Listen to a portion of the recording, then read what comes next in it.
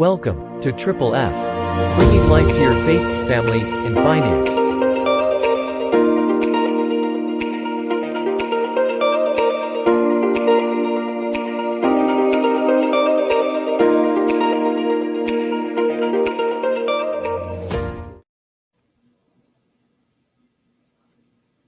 Welcome,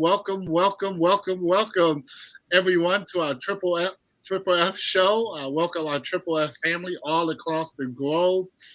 We are excited. Thank you, Virgil and Sherry, for taking on the show in the background. We are excited for our topic today is how to elevate your finances. You definitely want to grab a pen and a paper, and you definitely want to plug in to this segment. If you're catching this on replay, you are blessed beyond measure with the guest speakers that we have for this evening. And so I'm going to go here and introduce our special. Before we introduce our special guest speaker, which is Mr. C.A. Murff, all the way from Las Vegas, want to give you our mission statement here of what we do at Triple F. Is our mission is to equip people in areas of faith, family, and finances, right? It's our desire to add value to people's lives by helping them reinforce their faith, build a stronger relationship with their family, and help people elevate their finances. And so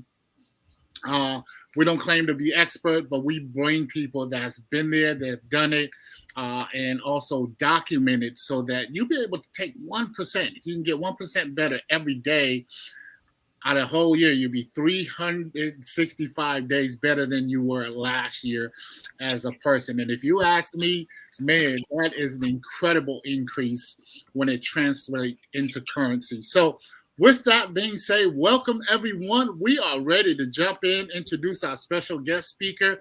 At this particular time, I don't want to steal his thunder, but I want to pass it over to him so that he can share with you where he lives and where he came from and what he has done, a little background about himself so that you kind of get a picture plus the person and with character and everything. Mr. Murff, it is an honor and a privilege. I know it's 10 p.m. there in Las Vegas, and you chose to be on here live, brother. We bless you beyond measure.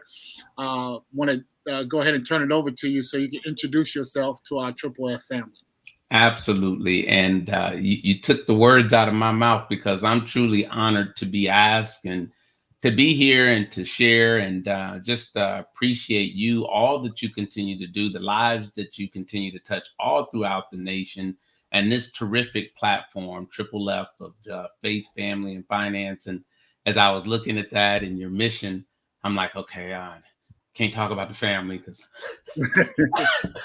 I'm still single. And I'm working on that faith, as we all are work in progress. And I think prayerfully, I'll be able to help in the areas of finance and just understanding that regardless of, what the ups and downs are in business, because you're going to always have ups and downs, just like you're going to have ups and downs in life. But it's the attitude. And to share my background, I'm originally out of the Michigan market. I have three siblings, and my parents had four boys. so for you parents out there, you know that they had their hands full, and I was the baby boy. And like most people, they wanted their children to go to school, get good grades. I went to Detroit College of Business, got my bachelor's degree, and before I graduated, I had a few businesses that I had started. And in fact, it took me 7 years to get my bachelor's degree because I liked boating. If you know anything about Michigan, it's a small that you can enjoy the weather for boating. So it took me 7 years, but I had been the former owner of 7 Michigan corporations. And my claim to fame for Michigan is that I was the gentleman that brought Buffalo Wild Wings to the state of Michigan, right across the street from Michigan State University. It's still there, doing millions of dollars a year. I no longer own the company. I had the 2 largest in the chain nationally, 2 of the top 5 grossing. And while that may sound impressive, I realized in short order that my dream of being a restaurateur turned into a nightmare. I didn't own the business owned me. I had 120 employees, and all of the headache, aggravation, frustration, and hair pulling, literally, that came along with that. I blame them for being bald to this day. So I sold the company. I moved out to San Diego, got involved in the IT industry. I'm a Microsoft engineer, Microsoft certified trainer, and was got back to the income that I was used to, but I literally was working from sun up to sundown. And I went in for my annual review as an engineer, and they said, Murph, 25 is the highest you could score, and you scored a 25. Man, I just felt great because the timing was good. I had just finished building my home from the ground up out in San Diego. And, I just felt good, had that sense of job security, and just felt appreciated until 3 months later when they called me back in that very office and they said, Murph, business is taking a downturn and we're going to have to lay you off. And I was devastated. I mean, I had a brand new mortgage. I was driving a Mercedes at the time. I had all of the credit card debt from the furniture that I had been purchasing to fill up that new home. And it took me 6 months before I could find another position. And I remember going through that process and, making a promise to myself that I wouldn't put myself in that position again where one person could control my financial future. And so I was praying for something. And I tell people that sometimes what we're praying for doesn't show up in the gift wrapping that we would expect. And that was the case for me with Legal Shield. When I was approached and they said, hey, we want you to come to a business presentation, because I was business minded, and my father had always taught me that a wise person researches what a fool takes for granted. I went with an open mind, and I was blown away. And once I got over being upset that no one had ever shared this information with me, I decided to join. That was 19 years ago, and began that process of building my Legal Shield business. And that's what I've been doing over the last 19 years. And I continue to be excited about it. Man, you shared a mouthful there, Mr. Murph, and I don't want it to go over people's head, but just could you share a little bit as you go back before we jump into the questions? Because you shared that you brought Wingstop, like Buffalo Wild Wings. Buffalo Wild Wings. I'm sorry, No problem. Buffalo Wild Wings to Detroit. You were the first one to bring that. Like, what stemmed you to have that kind of vision? Because I know it didn't just happen. Why, like that? There must be something that prepared you to get you there. And then the second part that I don't want people to miss is how you transition from traditional business and how you found a non-traditional business to be able to match what you were doing in a traditional business, but add the time freedom piece to it, right? So if you can touch on that before we jump in to our questions, man, that'd be so great.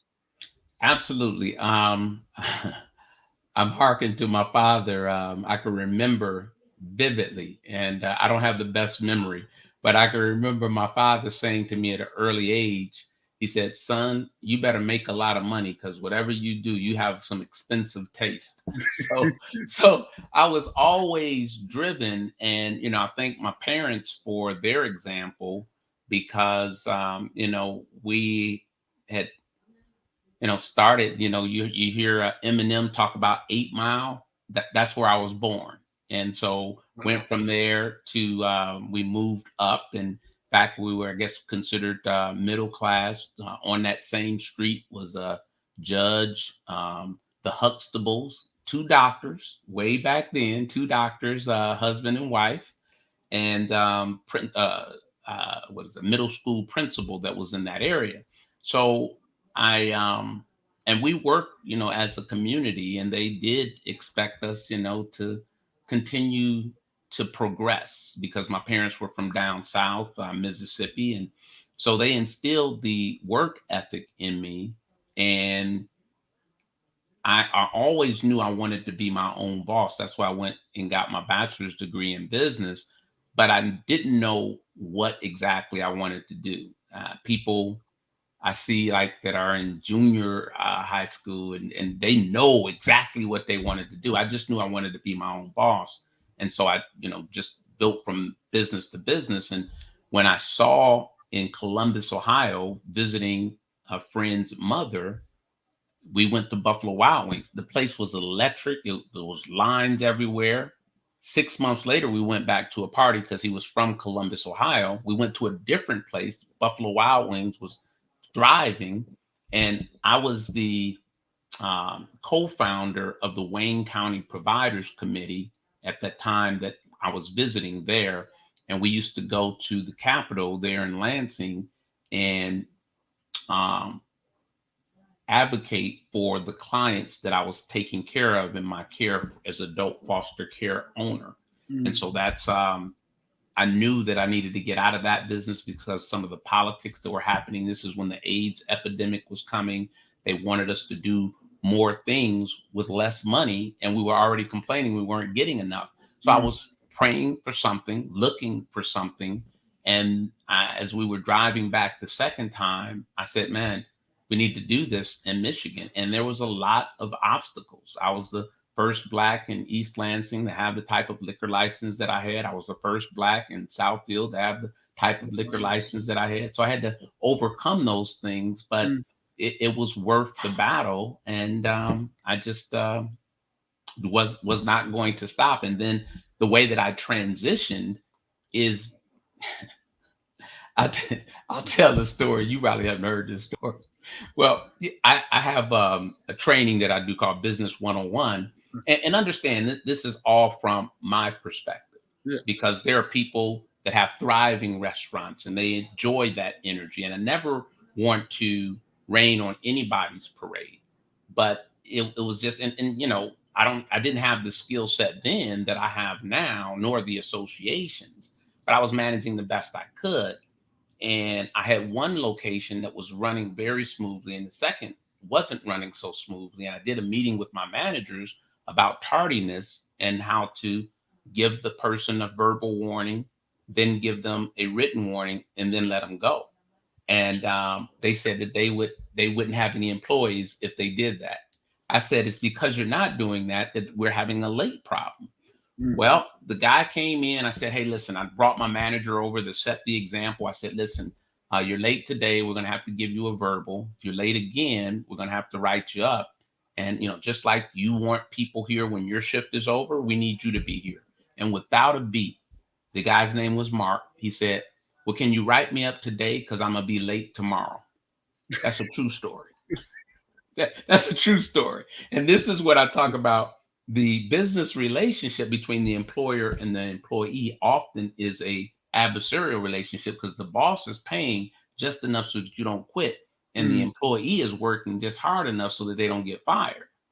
But now listen, if you've agreed to work for those wages, hey, that was the agreement that you all made.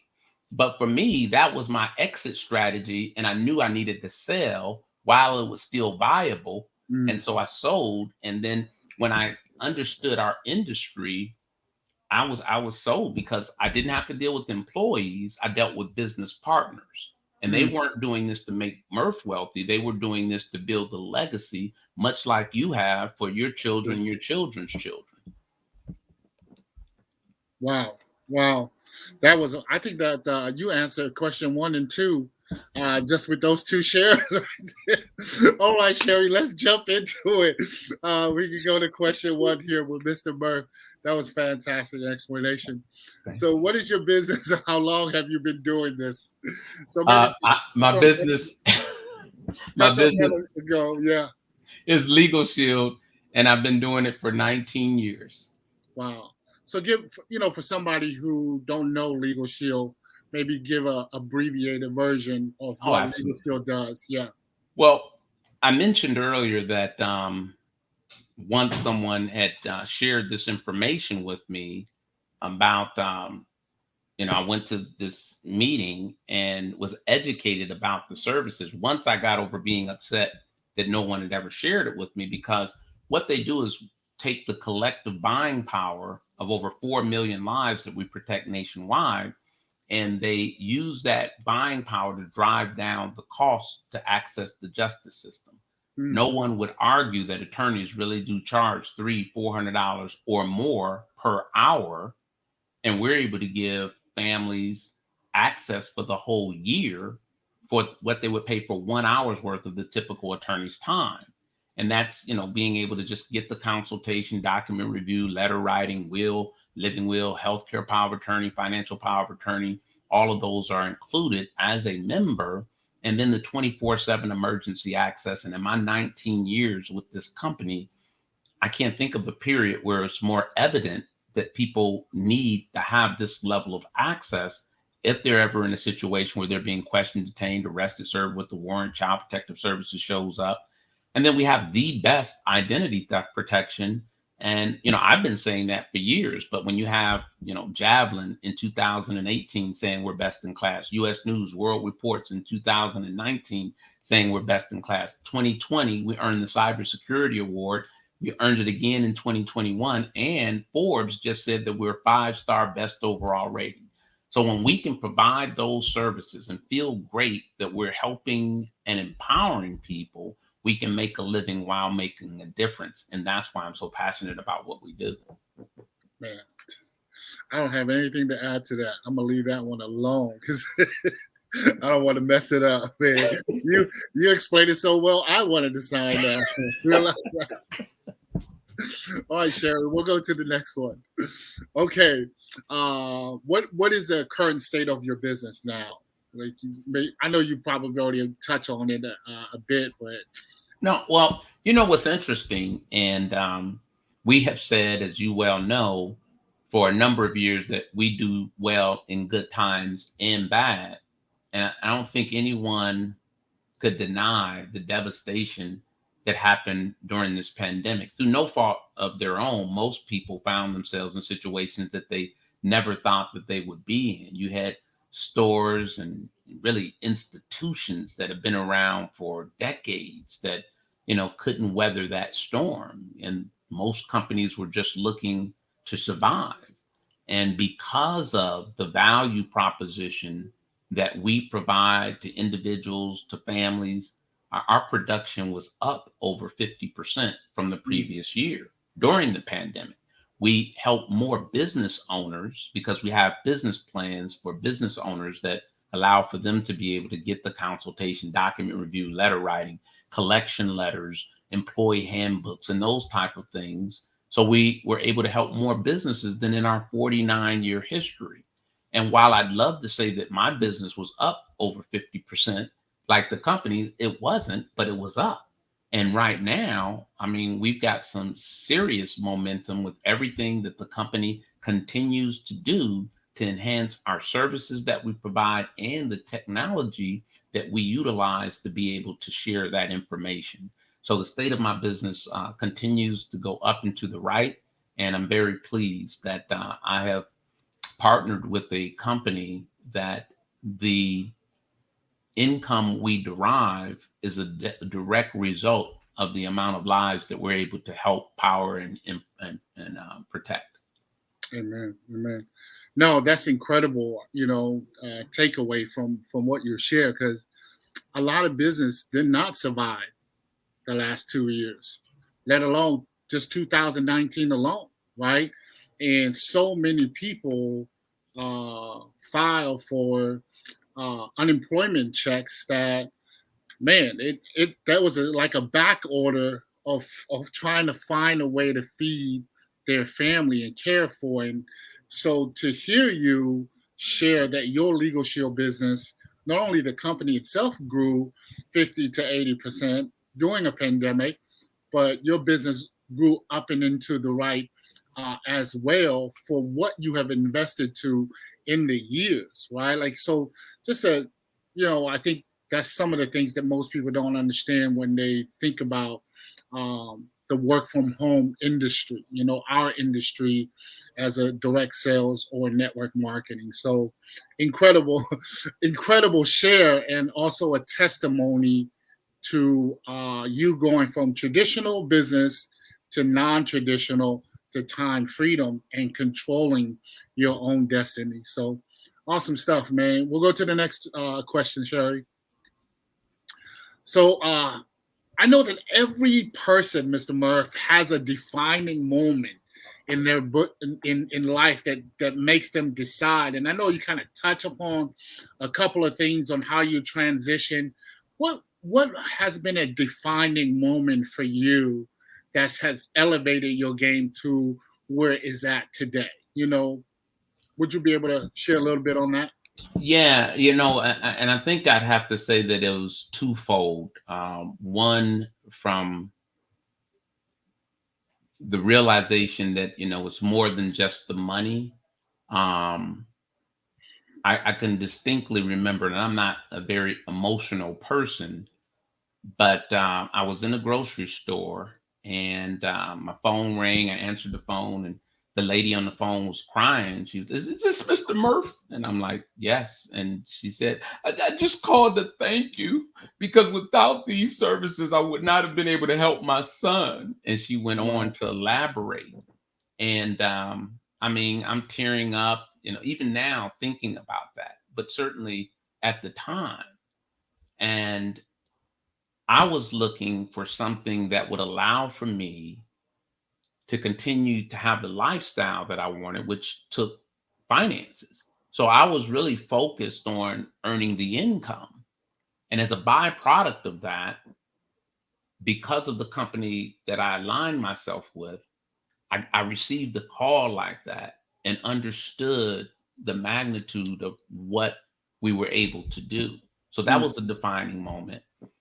And there's been several other stories since then, but that was the first for me that took it from my head to my heart. mm, And then the other would be I saw a video called "Brilliant Compensation," and this was some years back by Tim Sales, and the logic was irrefutable. It went to much of what I was experiencing. Like on my LinkedIn page, I talk about that I got tired of training my competition or paying my employees to steal from me. mm. Either one of those didn't make a lot of sense to me. But when I saw this documentary, Brilliant Compensation, it was very logical and in my mind, irrefutable. And while it's not timely anymore because of the examples that they were using, there's another one called Rise of the Entrepreneur by Mr. Eric Worre.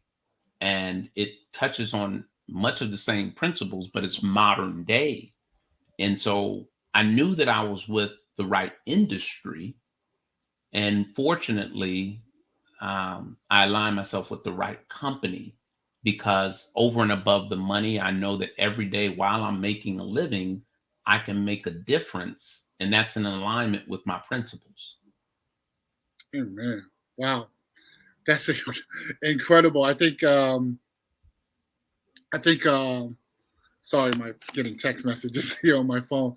I think what you shared earlier about just the testimony, right, of how many people we have helped or those call has come in that resonate in us. They just it just gives us empowerment to keep going. Right, there's so many more people to help, and I can definitely relate to that. So appreciate that. All right, Sherry, we're moving right along. What are some of the success and failure that you had in your business that you could share with our audience? That I think a lot of people try to avoid failure, but they most people don't understand that failure is a part of success. It comes with the territory. Can you touch upon that? Man, I'm looking at that question and I'm like, ooh, how many of these failures do we got time for? Well, it's been said that you could fail your way to success. There's a lot of quotes. I wish I was one of these people that could just instantly come up with these quotes, but I said I don't have the best memory. But you know, um, when I sold the Buffalo Wild Wings, that was a pretty traumatic time for me because I felt as though I had failed. Um, there's a saying that all money is not good money. Mm, And when I was as stressed as I was, uh, you couldn't pay me enough. And so, I had the trappings of success. I had a lot of the material things that success will allow for you, my financial success. And we all understand there are different areas of success. I'm just talking about monetarily. I Mm. was succeeding there, but the price, in my opinion, was too steep. It was said to me, what good is a Rolls Royce if it's always in the garage? If you don't have time to enjoy it. And so that that felt like a failure.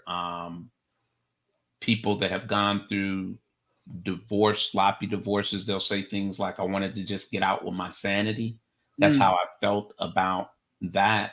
But fortunately, my desire to continue to succeed. And I think that there Paul J. Myers said that attitude is everything. And I have been blessed, and I attribute this to my father because my father always taught me, said, son, don't sweat the small stuff. And it's all small stuff. And, and the other one was, this too shall pass. Mm. And so I kept a good attitude and just, was relentless about moving forward. So sometimes we're not moving forward at the pace that we'd like, but just move forward.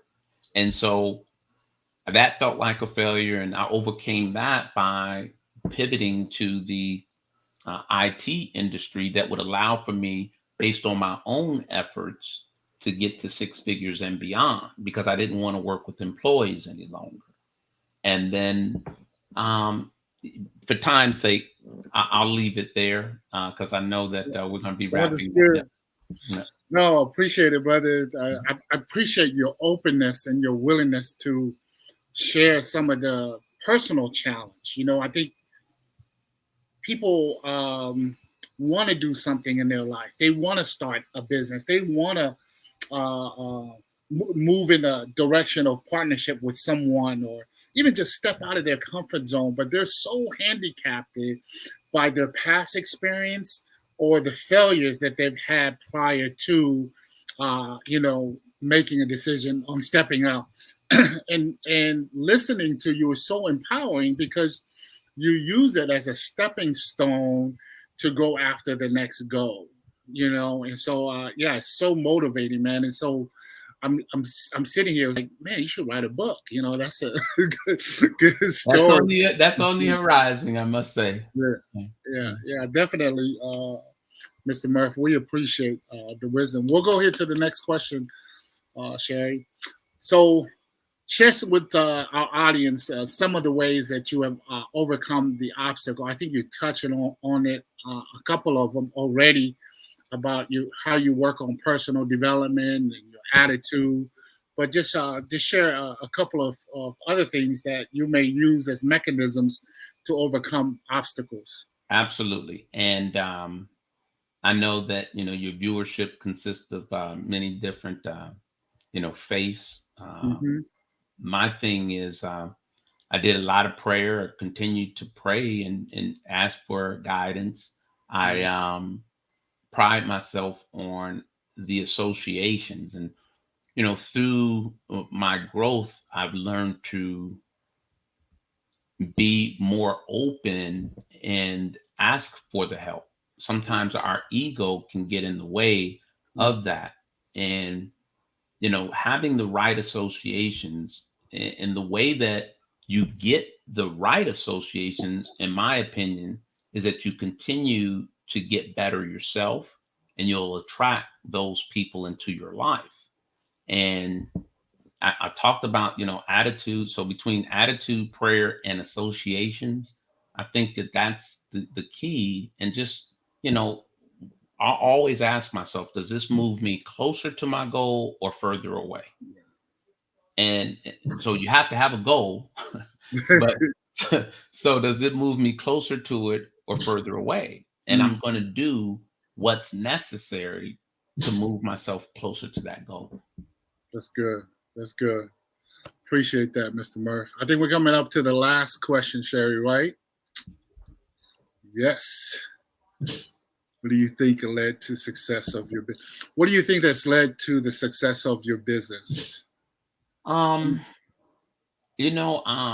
setting the goals because you're either growing or dying. There is no, in between. Nature shows you that. You'll see that you plant a tree, a flower, a plant, whatever. It's either growing or dying, one or the other. And so I'm always looking for that next challenge to move forward, to utilize the associations that I have so that as I'm watching others continue to move forward, that is a motivator for me to move forward. I use the example, birds of a feather, and most people could fill in the blank, flock together, right? Right. And I'm gonna give you the analogy, and please don't take this the wrong way, because there's nothing wrong with riding the bus, and especially like if you're in New York, they use the public transit all the time.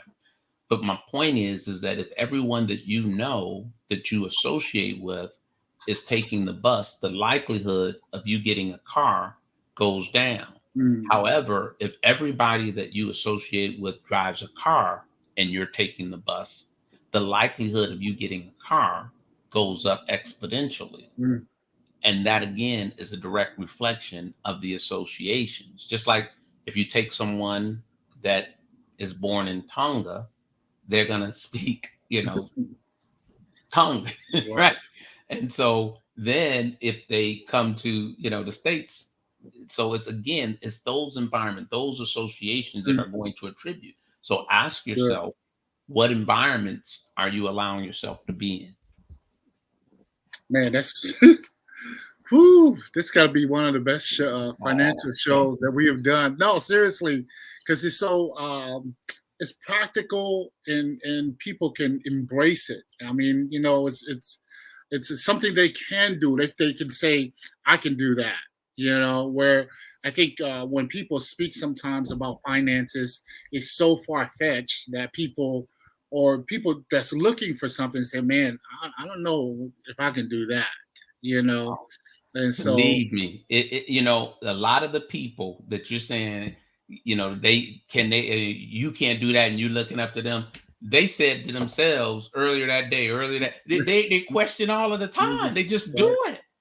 And so, listen, just get around the people that are doing it, bring value to them, and then learn from them. Mm, Apprenticeship used to be very popular. So think about who you can be an apprentice for, and you need to bring value, right? Because they're right. going to be providing value. And that makes all of the difference. Just know and believe and pray. But what is it? Faith without works is dead. There's going to be some sacrifices. There got to be some commitment and Mhm. some consistency. And consistency is so key. Yeah, definitely, definitely. Yeah, action changes everything. It changes everything, but the right action, right? Like because you can be so busy with the wrong association doing activity, but getting nowhere. You can drive, but if you're going in the wrong direction, you're not going to get to your destination. So, yeah, appreciate that. Do we have one more question, Sherry, or are we okay? Yeah, this is the last question, Mr. Murph. What kind of advice that you would give our Triple F family? For those who are sitting on the sideline and want to jump in the game, right? Want to start an entrepreneur spirit. What would you say to them at this time? What I would say is do something that you enjoy. Mm, See, versus working your life away, do something that you can enjoy the journey. Even again, if it's not at the pace that you want to go, if you're doing something that you enjoy, then you can learn to enjoy the journey. And then when, I keep going back to associations, one of the things we're blessed with in the business that we've chosen, which is Legal Shield, is the relationships. And like, you know, you truly are like family to me. I've been in your home, you've been in my home, you got my nephews over there, your lovely wife. And it's just those things are priceless.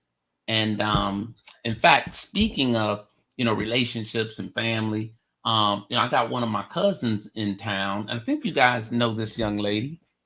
You better know me. Oh, what's this? What's going on? Aloha, Danny Katoa, and my FFF family. Oh my gosh. What in the world, you baby? I know, right? Thank God for cousins and brothers. I know that's right. Okay? I know that's right. Talking about brothers. Yeah, hey, for real, for real. Because, and I know that they were just featured Mr. and Mrs. Kelly last month, right? Yep. Yeah. So, I mean, it's, man, family. I can't say enough. And I don't want to be emotional. That's a great ending to the show. Yeah. I mean, You didn't want me to come in earlier. Yeah. You didn't want to see me earlier. I didn't want y'all to be distracted. Like, forget him. Get him out of the way. Let's let her talk. It would be easy. We saved the best. We saved the best for last.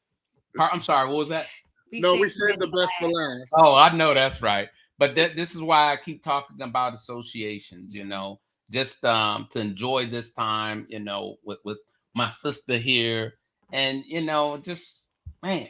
And this is all over the nation, as you well know, the relationships that we've all been able to build. Amen.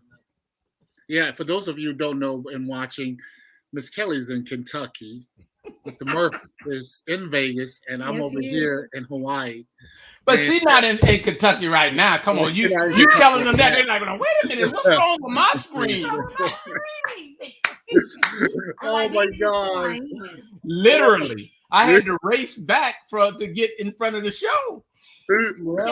He said, I'm doing Faith Family. But I said, oh, you're doing a Katoa show. I was just on.